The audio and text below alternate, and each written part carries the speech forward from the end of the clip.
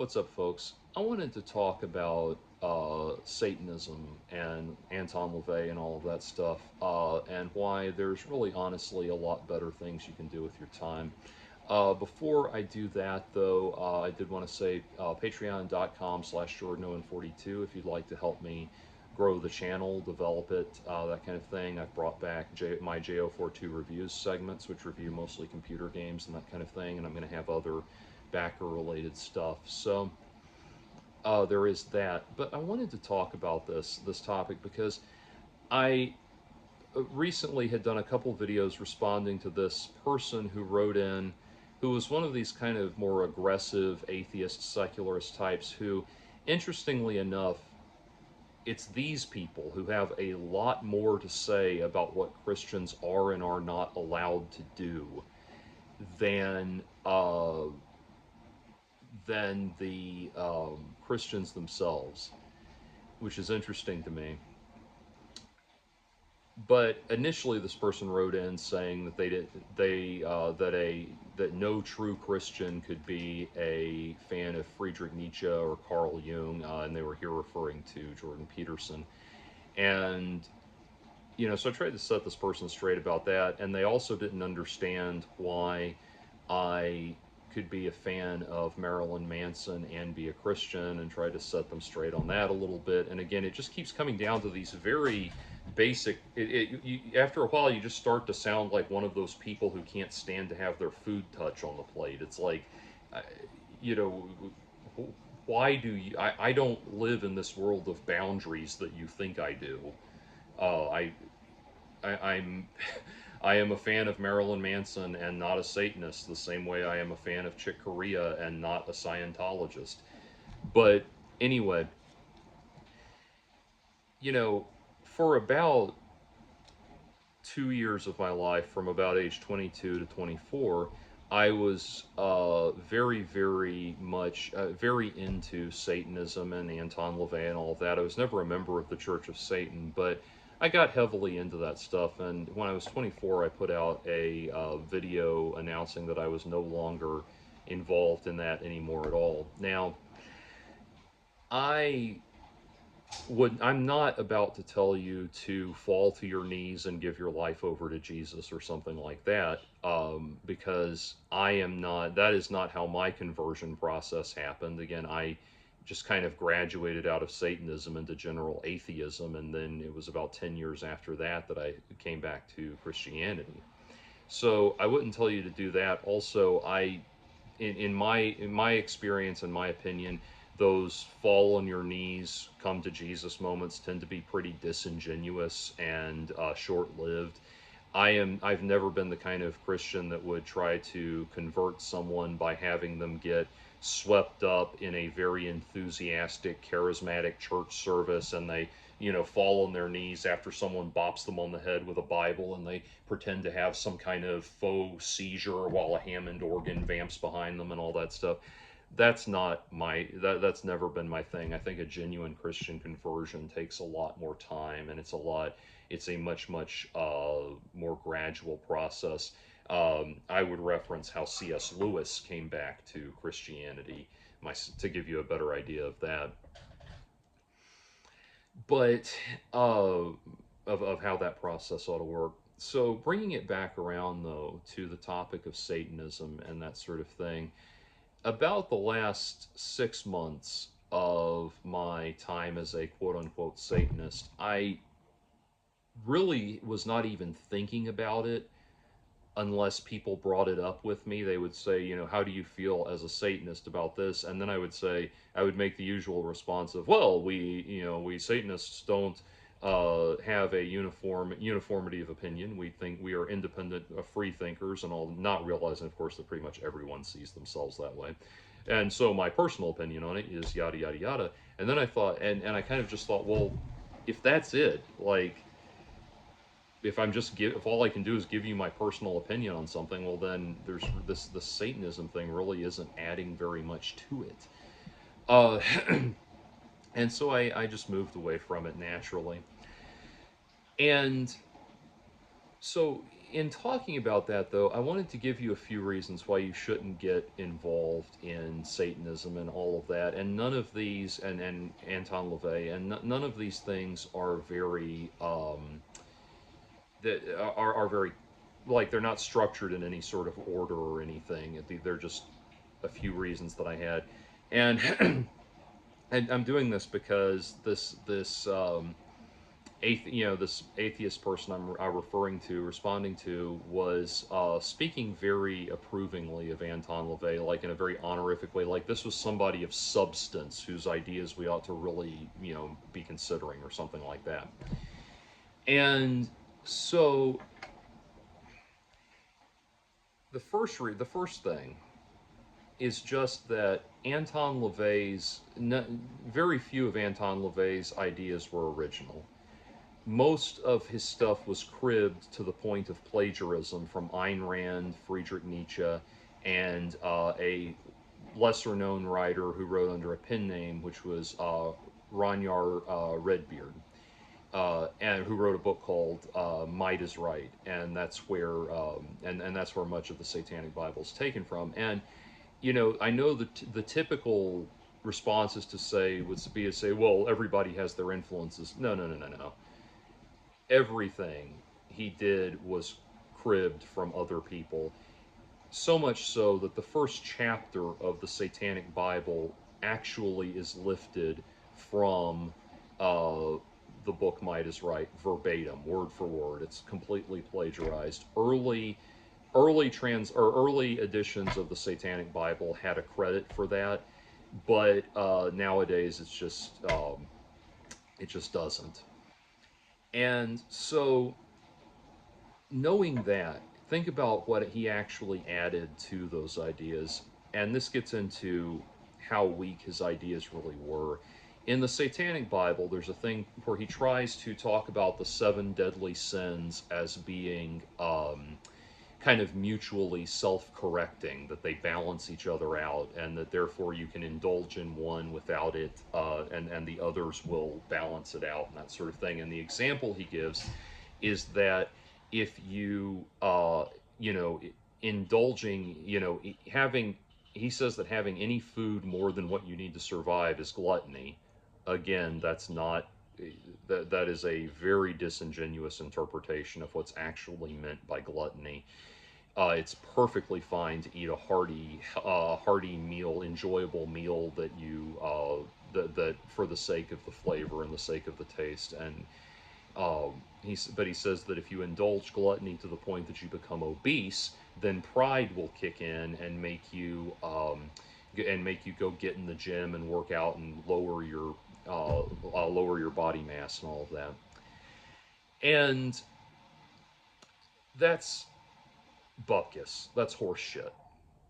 What happens, that pride is a pride, the self-destructive sin of pride. We're not talking about feeling a personal sense of affirmation because you accomplished something. We're talking about pride.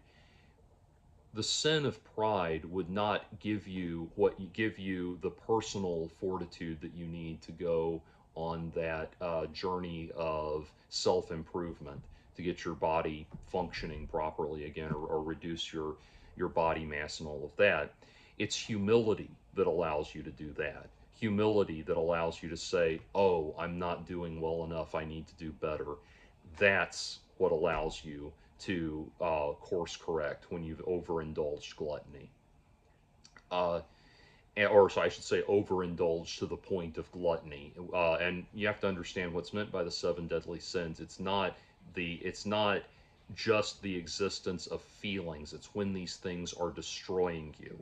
And so, anyway, what pride, I'm going to say more about that in a moment, but what pride would do, if pride kicks in, if you're obese, if you've eaten to the point of obesity, if you want to know what that looks like once pride kicks in, look at the fat acceptance movement.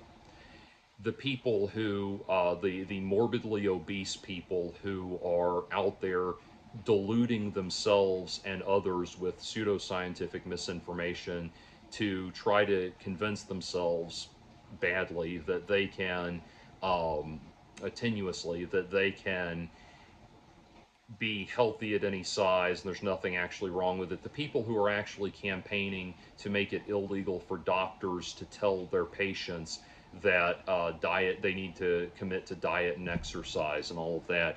All of the people who screech about fat phobia, all of the people who piss their money away studying fat studies in college and things like that. That's what happens when you're a proud glutton. That's what that is. It takes humility, it takes a willingness to admit that you're not on top of the world and you're not even on top of your own life and you need to improve yourself and do better. That is what you need to lose that weight and get back in shape. And so that idea is just complete horseshit. It comes from either a very poor or very disingenuous understanding of what's meant by the seven deadly sins.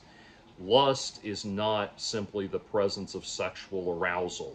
It's when you do self-destructive things as a result of your feelings of sexual arousal. Gluttony is not just enjoying your favorite foods or eating a big lavish meal. It's when you are destroying yourself with food. It's the character Brendan Fraser plays in The Whale. That's gluttony, taken to a very dark and morbid extreme. Pride is not feeling good about yourself because of your accomplishments, the things that you would rationally be proud of, and on it goes. So his understanding of these ideas is very fickle and very shallow. And I know what you're going to try to say, and this is why I said I was going to come back to this. You're going to try to say, oh, but he told people not to have counterproductive pride, not to be so proud that it was working against them. Okay, in order to not have counterproductive pride, you have to have humility, not an ability to distinguish between different concepts of pride. But he's just trying to eat his cake and have it too when he does that. Counterproductive pride, as he's calling it, is the only thing that people are talking about when they talk about pride. Now, by and large, obviously there are submissive, masochistic people out there that will tell you that feeling anything about, feeling good about yourself at all is horrible and wrong and all that. But generally speaking, no Christian is going to browbeat you for feeling good about yourself for having accomplished something. What they have a problem with is when you're stuck up and arrogant and narcissistic, which is, what he would try to classify under counterproductive pride. So these ideas just aren't very good. They don't hold a lot of water, and again, a lot of it is plagiarized. Uh, the book Might is Right, the one that's directly plagiarized. Most people, there's debate over who Ragnar Redbeard actually is, or Ragnar Redbeard actually is. It's either most people have come, or most theories point to it either being the writer Arthur Desmond or Jack London. Yes, Jack London, who wrote White Fang and all of that stuff. If it's Jack London, then the book itself was most likely written satirically, because Jack London was an avowed socialist, as I understand it. And if it was Arthur Desmond, then the book was probably written sincerely, because he was more a proponent of those kind of far-right social Darwinist ideas and everything. And uh, that book, the ideas in that book are fundamentally toxic. Ayn Rand and Friedrich Nietzsche were things I was fascinated by and ultimately moved on from. Might is Right is fundamentally toxic in its worldview and its ideology, that kind of thing.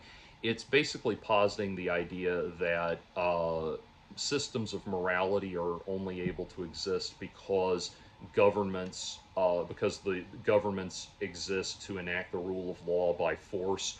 Ergo, your right, what you call your human rights and everything, uh, are only exist insofar as the government that rules over you is able to, or is willing to enforce them, that kind of thing.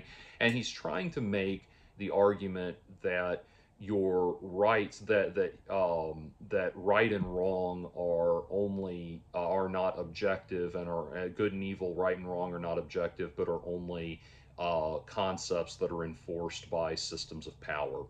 And that is, again, complete horseshit. Even in times of extraordinary oppression, people have been able to hold on to their ideas of right and wrong, and an objective concept of right and wrong that transcends the power structures around them. In fact, holding on to that is what allows them, very often encourages them and keeps them going through those times of oppression and that sort of thing. So it's just a very weakly argued book. And when you step away from the fact that Might is Right is a favorite tome of, the far right and the alt right and neo Nazis and that kind of thing, once you step away from that, it is just so emo as fuck. It's just not a very useful or insightful document.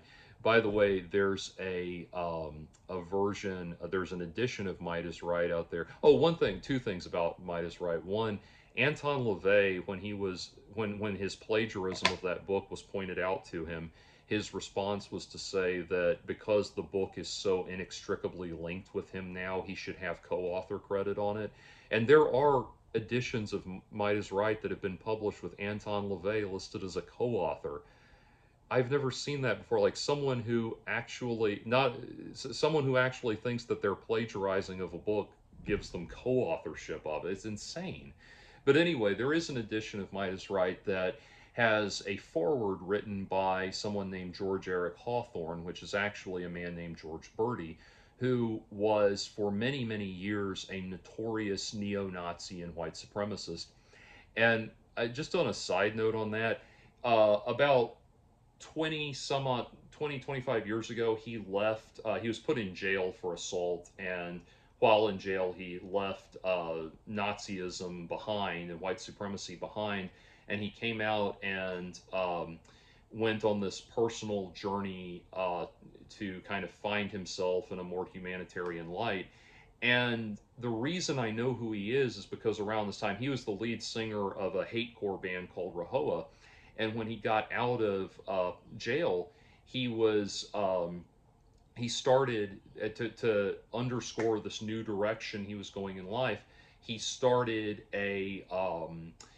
this band called Novacosm that was this kind of alt rock dance funk sort of group with electronica elements and everything, but importantly so, it was a diverse group, a diverse band. He had like a black member and a Jewish member and so on and so, different ethnicities and backgrounds and that sort of thing. And it was all part of like his public presentation of having left the hate scene behind and everything. That's how I know who he is, because when the Novacosm album came out, I heard about that when it was getting news and getting press. And what's so irritating now is George Birdie has gone back to the white power movement and the neo-Nazism and everything. That's what he's back in that. Now that it's like, back about 10 years ago at the dawn of the Trump era, it became like trendy on the right to be a white nationalist and everything. And so he immediately jumped back on that bandwagon. And it's kind of like the thing that irks me about this is a side topic. We'll get back on the discussion, but the thing that irks me about that is he now tries to deny that he ever left it behind in the first place. He goes on and on about how he was taken out of context and misquoted in the media and all that shit. It's like, motherfucker, the reason I know who you are is because I watched this news documentary about how you had left the hate scene behind and started Novacosm, and that's how I heard about you in the first place. It's that, and now you're trying to deny that you ever left it. It's like, look, the same thing. The thing to say to him, I could, if he could at least be honest that like he decided to go back to it, I would not agree with that decision, but I could at least respect it. But, now all I can say to him is the thing that Bill Maher says to Brian Griffin on that episode of Family Guy, which is, look, if you're going to make us put up with the kind of dump that your kind traffics in, at least have the courtesy to stand by your dump. Anyway, these are the kind of people you're getting, you're tangentially associating yourself with, by the way, when you get into shit like this. And that brings me to my next point. People are going to think you're lying. Like I said, I left Satanism, publicly announced that I had left Satanism behind 18 years ago. There are people now, even earlier this year, I've seen people, discussions about me and my work and everything, where people have referred to me as a former Satanist, and they put the word former in quotes. And where that comes from was that back when I left it behind, all I got was deluged with people who were accusing me of lying about leaving Satanism. They didn't believe me.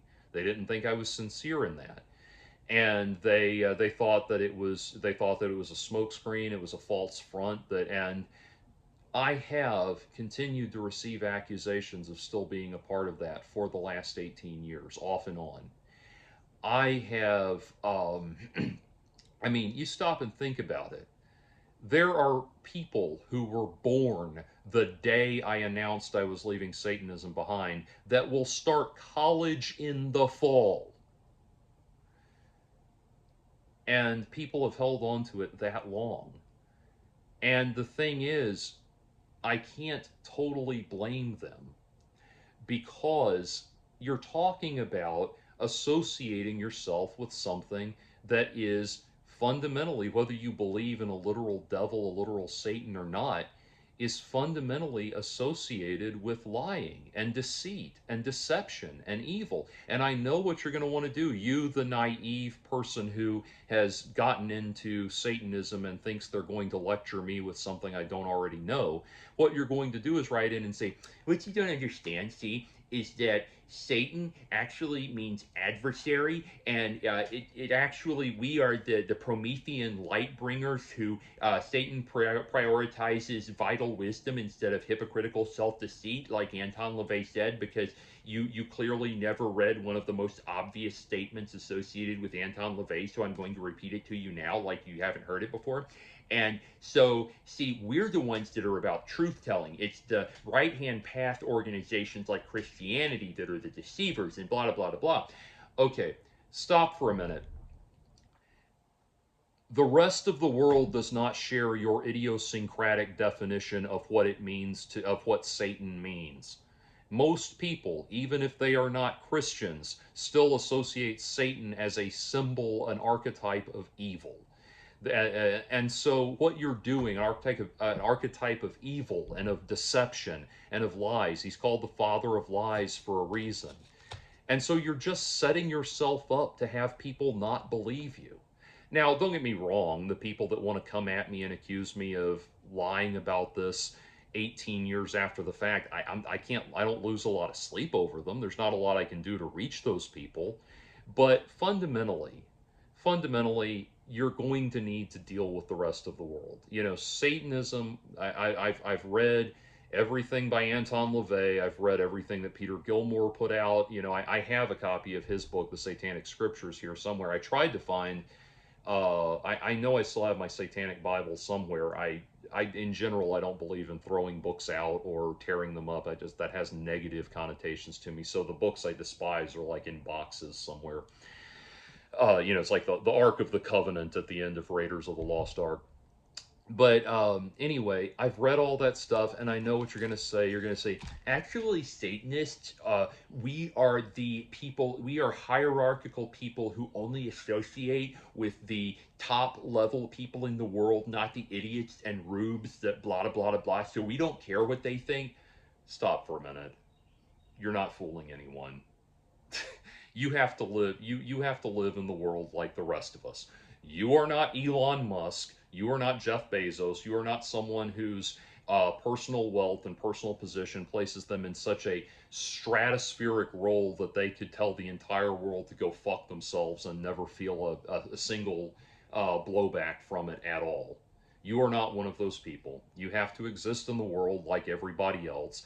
And this attitude, this LaVeyan Satanist attitude of kind of carrying yourself with your nose in the air like you're some kind of, diabolically festooned 17th century French noble or something like that, is not fooling anybody. It's not impressing anybody. Bringing it back around to the thing about lying, though, I'll give you another example. Probably about 6 or 7 years after I left, in fact, yeah, right at about that time, after I left all of the Satanism and the occult behind, I very foolishly allowed myself to become associated with a number of people who were into all that pickup artistry bullshit. Now, I hate pickup artists. I really hate pickup artists. And when I say I hate pickup artists, I'm not talking about I'm not saying I hate them like I hated the most recent Joker movie.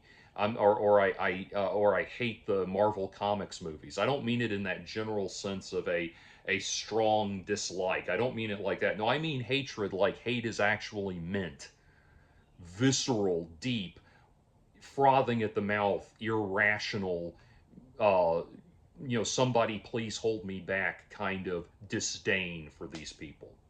Like, I absolutely despise pickup artists on a level that you still, having heard my words and believe what I've said here, believing what I said, your cognition of what I'm talking about still does not fully encompass the hate I have for those people.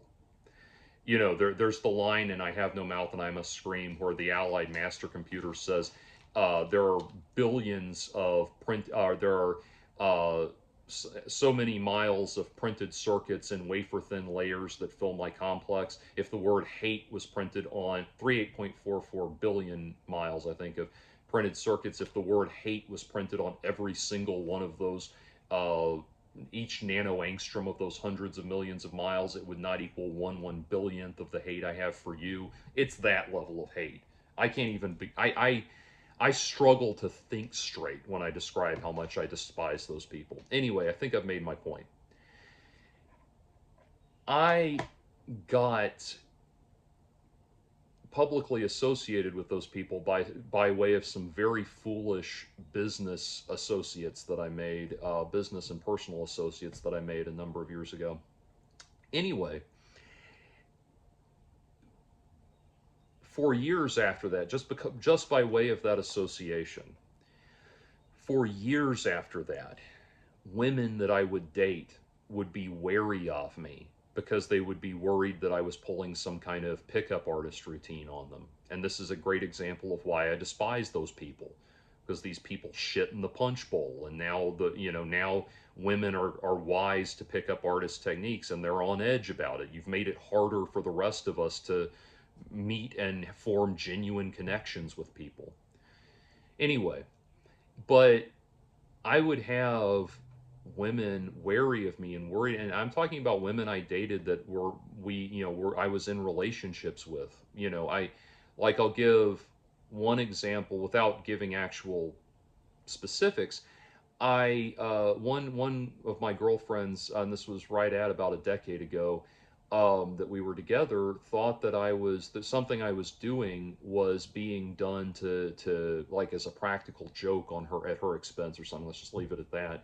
And it was not. It was not even. I was not doing anything to try to do like a practical joke or make fun of her or put her down. It's like, no, I didn't mean that at all.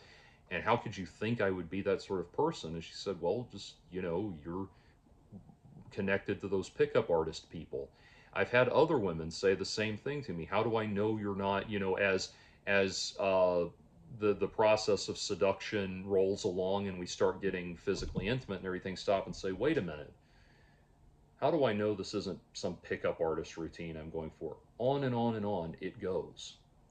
And again, don't, again, now what's going to happen is I'm going to get people who write and say, so you actually don't understand pickup artistry. See, what it's actually about is making men better and leaving women better than how you found them, which we all say because Mystery used to say that back in the day, and we don't even know what it means to leave women better than you found them, but it sounds like we're not just a bunch of complete scumbags, so we say that in all of our comments now. And even though we say we're different from Mystery and Ross Jeffries and Neil Strauss and all of that, we're still actually exactly the same people doing exactly the same stuff, yada, yada, yada. I've heard all your crap. I've heard all your boilerplate. The fact that you're defending this crap means you're completely incapable of having an original thought about it. Because every single human decency and human goodness moves you away from this crap. Everything you say, everything you are saying to defend it is something that somebody trying to keep you on their side has given you to say. You are not capable of having an original defense for pickup artistry. Anyway, again, the point being, why do you want to be associated with stuff that's going to make people think that you're a huckster and a bullshit artist and a liar and dishonest and deceitful? Why? There's nothing good about this, or what it does for your reputation. It doesn't help you out at all. Anyway, the next thing is you're going to sound ridiculous. I'll give you an example of what I'm talking about. Years ago, and this would have been this was just before COVID, as I recall, so it would have been about 5 or so years ago. I was this guy put out a thing on Facebook saying that his metal band was going on tour and they were looking for a guitarist. They wanted to bring a guitarist on board for this tour, and I said, well, I'd be, and they were interested in me. And I said, well, I'd be interested in doing it. What is the money like for this show? What kind of guarantee can you give me? And they said, well, to be honest with you, we're just playing some bars, just playing some bar dates, and we're just going to be taking whatever we can get off the door, and most of it will probably just be getting us to the next show. And I said, okay, well, I was looking for a paid gig, so thank you for your time, but part of it is just fine.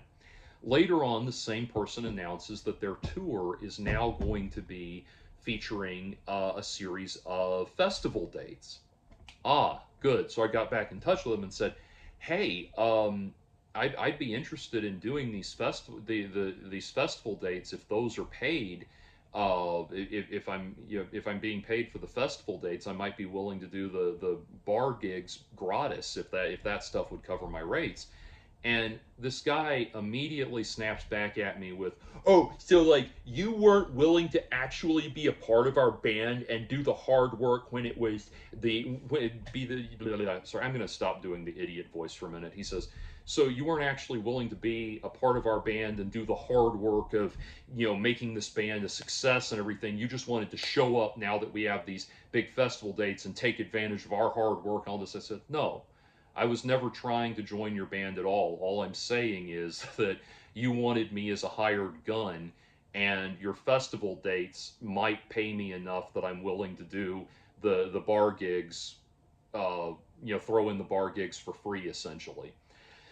I'm trying to convey this to him, and he goes out and does like a public thing on Facebook, like, this guy doesn't care about the metal scene. He doesn't care about doing the hard work. He just wants to show up and take advantage of us and our band. Like, dude, you are not hearing a word that I'm saying. And I kept trying to convey this to him, and he says, whatever, man. And then he says this, I don't care if you hate me. Your hatred only makes me grow stronger. I draw strength from the fury of my enemies. All this shit. Oh, okay, wait. That is what you sound like when you start talking Satanism talk to people. You just sound like some kind of deluded butt-tard that can't even communicate correctly and can't even understand what people are trying to say to him. That's yet another reason. You are not, again, if you were Genghis Khan, if you were Vlad the Impaler, if you were somebody whose tent, the path leading up to his tent on the battlefield is lined with steaks with human pieces of human meat and heads of your enemies on it, then it might be impressive to say, I don't care if you hate me, I grow strong off of your hatred, all of that stuff. Then that crap might be impressive. Until then, again, you just sound emo as fuck. The next thing is, you're not a celebrity, okay? And this is what this person wrote in about Marilyn Manson, and he said this person was speaking glowingly of everything, that this person being the original person I was responding to that started all of this, not the dingus I was just talking about. This person was talking about glowingly about everything that that Marilyn Manson got out of Anton LaVey's mentorship and that relationship and all that. Dude, stop and look at what that actually was.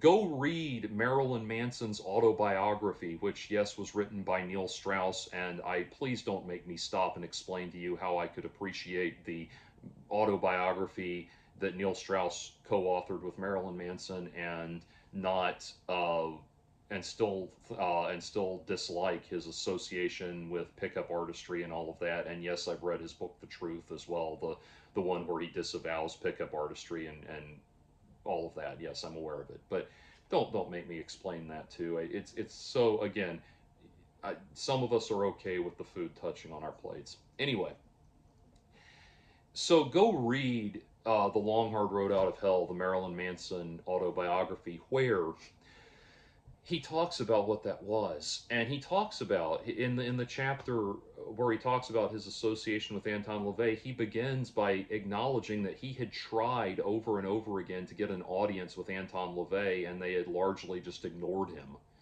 And then suddenly they wanted to open the doors for him and everything. And stop and realize something. Marilyn Manson was already a major successful singer by the time Anton LaVey gave a fuck about who he was. He was already signed to a major label. He was already playing in a successful touring band. He was, or it's Nothing Records. It's a subsidiary of a major label, but nevertheless, he was signed to a very lucrative deal. He was a big name. His star was very much on the rise, and that was when they came along and decided to hitch their wagon to his, so to speak.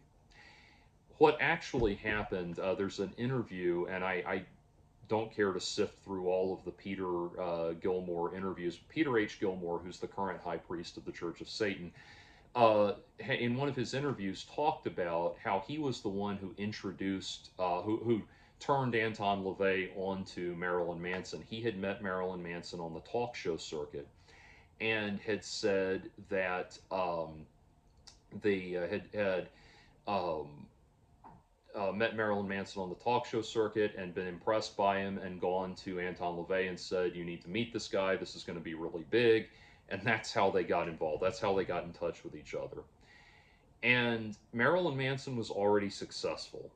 Anton LaVey did not give him anything other than maybe some baggage. But you read in the book, The Long Hard Road Out of Hell, he took his friend that he took with him to meet Anton LaVey at one point, or hang out with Anton LaVey at one point, was Tracy Lords, the legendary adult film star. Like, this was a person who was already well ensconced in show business and associated with lots of celebrities and high profile people. It was very much a thing of what he did for the Church of Satan, not the other way around.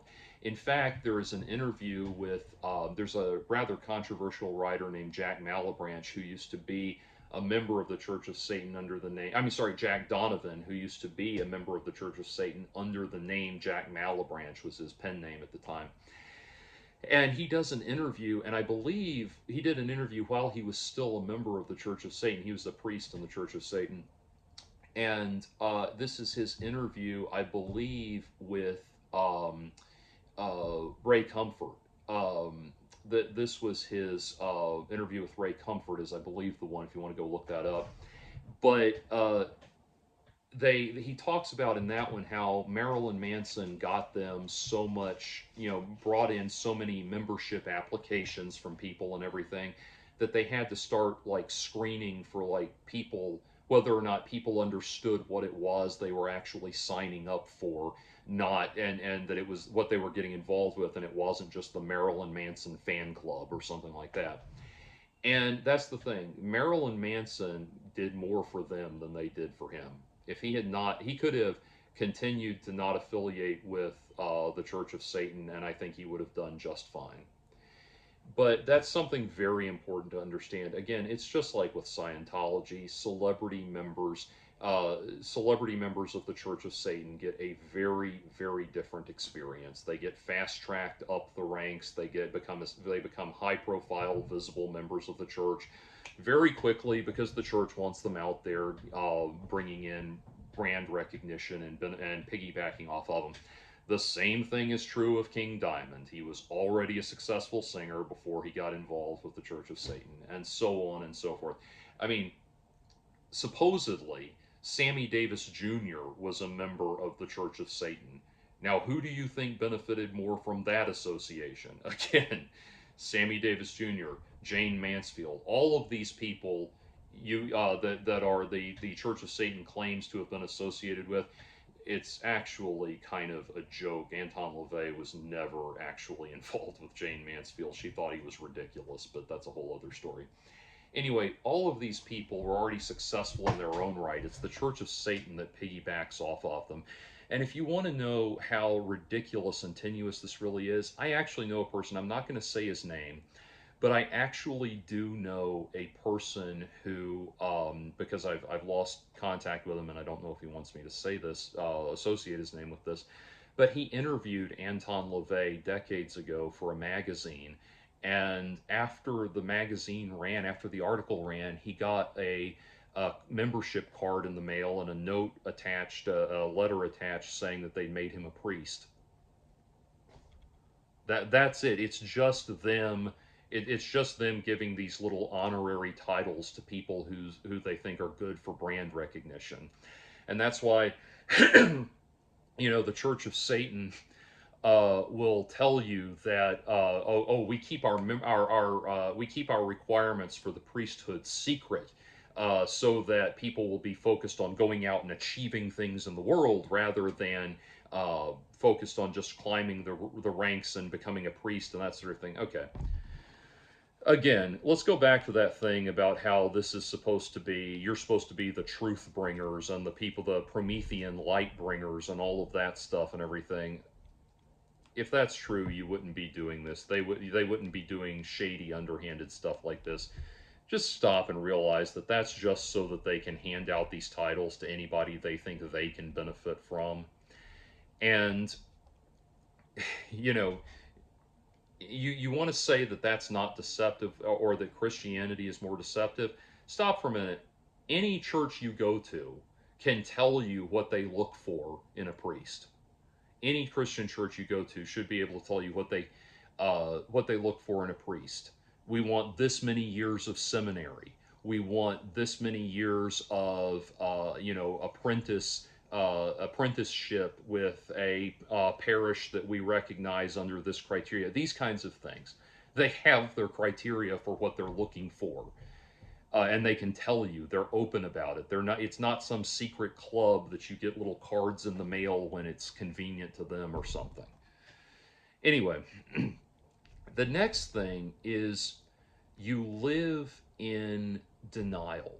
And this is the thing. Now, a lot of going back to that thing about how Satanism has a very disingenuous interpretation of Christianity. Peter Gilmore likes to say, "Oh, we're the opponents of all of those religions that say you have to love everybody." Okay.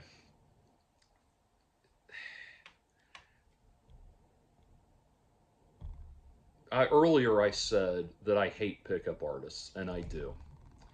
And so a lot of people, I'm sure, were wanting to write in or starting to write in and say, well, you're a Christian, aren't you supposed to love everybody? Okay. I am a Christian, which means that I have done the hard work and continue to do the hard work of looking within myself and being aware of the darkness within me. The things that and I don't mean darkness in some gothic romantic sense. I mean the real dark things in my nature, the sinister things in my nature that nobody else is aware of. The Jungian shadow analysis, again, which is why it's like I don't even understand where that thing about you can't be a Christian and like Carl Jung came from. It's, I mean, he's got his pulse on exactly the same concept. But anyway, I guess finger on the pulse of the same concept. But anyway, yes, I hate pickup artists, and I have that depth of understanding, and other groups, and I have that groups of people, and I have that depth of understanding about myself. And because I understand that about myself, because I'm not in denial about it, I am able to choose to do better. I'm able to extend to them a level of love that I don't think, a love and compassion and respect. I can't say respect in that sense, but love and compassion and empathy that I don't think they deserve, because I know that there are people out there who I need that level of love and empathy from, and compassion from, that don't think I deserve it. We have to choose to do better. And that's the thing. You live in a lot of denial. I was given in my time with all of this crap, I was given uh, I was given honorary membership in a different satanic organization that was rooted in the LaVeyan ideas, the LaVeyan tradition. I have been going back and forth on whether or not, as I was thinking today about making this video, I've been going back and forth on whether or not to say the person's name I'm referring to, because he's passed.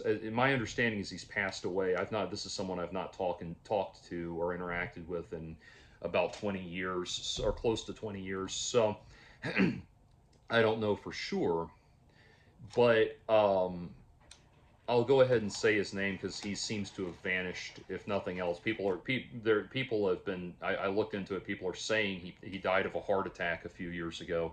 I can't confirm that that's true, but in any event, I don't think it's any great scandal what I'm about to say, even though it was said to me in confidence. But I was an honorary member of this thing called the Worldwide Church of Satanic Liberation, which was started by a guy named Paul Valentine. You can look him up and find stuff about him. He used to do the talk show circuit back in the 80s and 90s and that sort of thing.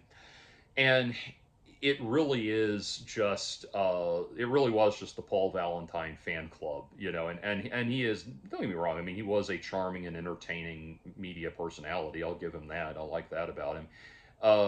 But one of the things, for a while, if you signed up for his organization at a certain membership bracket, you got a anatomically correct Paul Valentine doll. So anyway, he was quite the character, but his son died. Back when I knew him, his son passed away, and so I called him to see how he was doing, and he was obviously, I mean, he was hurting pretty bad. I was concerned about him, so I reached out to see how he was doing. And at one point, he confided to me. He said, "You know, when your son dies, you want to believe," and it's a very honest thing. You know, Paul, you know, charming as he was, Paul was, as you can imagine, a very grandiose, egotistical sort of person. Again, in a fun way, a fun, fairly benign way. But this really was him putting his ego aside and putting his you know, his satanic aura aside, and just confiding to me honestly, like, you want to believe. You want to believe that your son is in heaven now, that he's still alive somewhere, and all of that. And even at the time, I didn't say this, but I remember thinking, well, why don't you? Why don't you do that? And why don't you believe that he's still alive? If you feel this calling to you, you feel this pulling at you, embrace it. If it helps. If it helps you deal with one of the most horrible pains that any human being on this earth can encounter, embrace it. And that's where I realized, talking about, again, I'm not in denial about how much I despise pickup artists, and so from there I'm able to choose to do better and treat them better than what I think they deserve, that kind of thing. It's another thing, like, if you're feeling pulled this way, why hide from it? What are you doing? And then this is again where we come in. Well, Satanists are stronger than most people. We don't require the mental constructs of the lies of Christianity and religion to prop ourselves up. We're so much better than everyone. It's like, first of all, again, you're not fooling anybody. And second, anyone with any degree of wisdom can look at that and see that that is very much a house of cards. I'll tell you how easy it was for my I'm such a strong, powerful Satanist persona, how easy it was for that persona to be shaken. One night when I was about 24, I got horrible food poisoning. And I would, every orifice that could have something coming out of it had something coming out of it. I was just laying in bed moaning, and then I would get up and go vomit so hard that I really started to wonder if I could like lean my entire body weight on my vomit stream and be supported by it. Like, it was just horrible. And my you know, my cat my cat came and climbed up on me and put her head down and started purring right where it was hurting on my stomach and everything. And I you know, called my parents, and it was like, I need the Gatorade and to rehydrate. And they I was, you know, a grown man at this point living on my own, and they came over and brought me, you know, soup and Gatorade and all of this stuff. And through it all, as all of this is, as everyone's helping, coming in, you know, pitching in to help me out and everything, I remember thinking to myself, I'm not being a good Satanist right now. Like, I'm too weak. I'm showing too much weakness and vulnerability, etc. And I know you're going to try to write in with some bullshit about how I'm just not understanding Satanism, because clearly you've heard everything I've said for the last 51 and a half minutes and still think I'm the one with a problem. But anyway, I was just thinking, I'm being too weak and too vulnerable, and I should be proud and strong with all of this. And like, who am I kidding? I'm not fucking Genghis Khan over here. I'm a normal human being with problems and shortcomings. And it was like, as I was adopting this satanic level of personal grandiosity and everything, reality was just billy clubbing me over the head over and over again. And it's like, wait a minute, no, you're not really this person. And no matter, and it's like, you're inevitably, it's just a path towards pretentiousness. And I know you're going to write in and say, but Anton LaVey actually very specifically said that pretentiousness is one of the satanic sins, but all of that crap.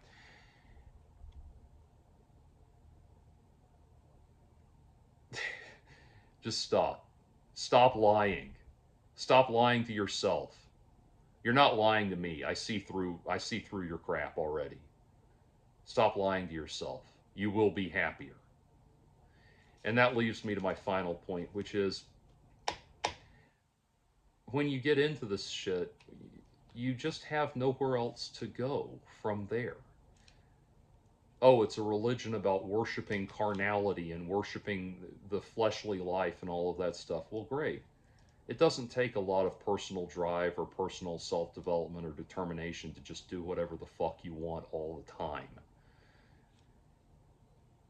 You're not doing anything worthwhile or significant with your life when you embrace this. It's just the scene in Pinocchio where everybody goes to Pleasure Island, and what happens to the people who stick around Pleasure Island too long? They turn into donkeys.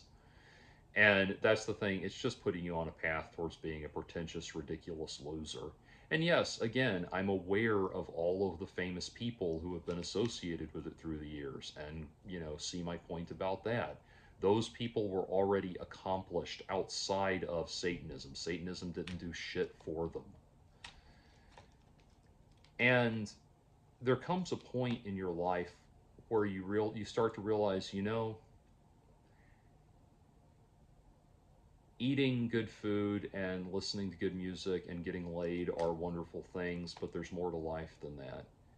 And maybe and that's what started dawning on me slowly but surely, was like, maybe what I ought to reorient my life towards is a process of personal growth and personal development.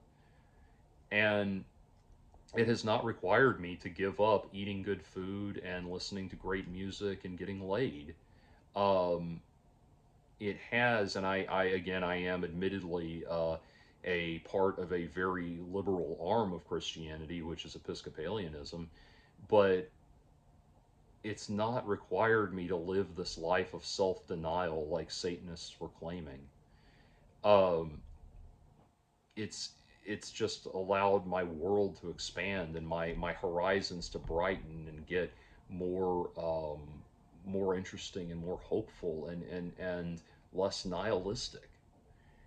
And at the end of the day, I would rather I would rather the goth kids on South Park be sitting there behind the school bitching about what a big fat phony they think I am, and still getting to enjoy the party that's going on inside, rather than have the approval of those loser goth kids and not be able to take part in the party that's going on inside the building, if that makes sense.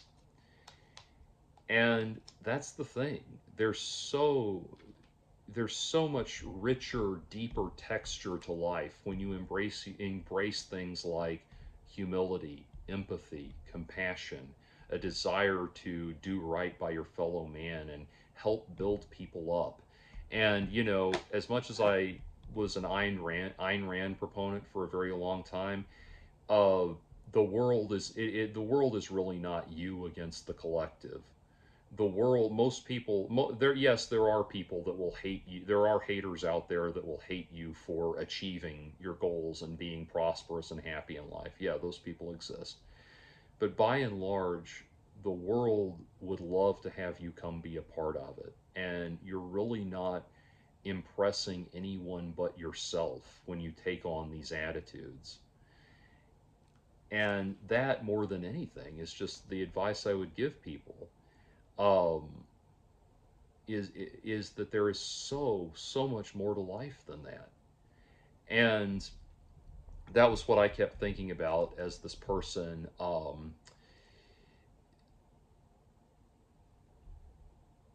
as I thought about what this person had to say. I did want to talk about there are a couple of things. You know, there's a certain giving the devil his due that I wanted to do with regards to this commentary about, actually, believe it or not, despite everything I just said, saying a couple of positives about the Church of Satan, believe it or not. I'll put those in a separate video, just because that this is an hour long already, and we can, you know, those ideas deserve to be broken down and explored in their own right. So it's kind of a counterbalance to this video. Now I say that's only a partial counterbalance. Nothing I say in that will be an encouragement for you to get involved in Satanism, but you'll understand what I'm talking about when I get there.